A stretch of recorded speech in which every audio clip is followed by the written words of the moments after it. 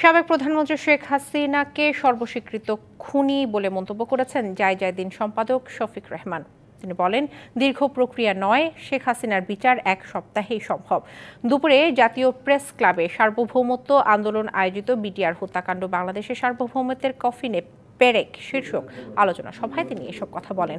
শফিক রেহমান বলেন, বিডিআর হত্যাকাণ্ডে ক্ষতিগ্রস্ত সবাইকে আর্থিক সহায়তার পাশাপাশি তারা যাতে সমাজে সম্মানের সাথে বসবাস করতে পারেন সেই ব্যবস্থা নিশ্চিত করতে হবে।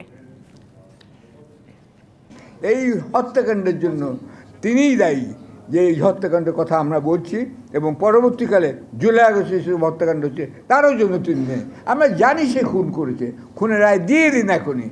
এটা কোনো দরকার নেই এত দীর্ঘায়িত করার। বলছেন 1 বছরতে বিচার সম্পন্ন হবে।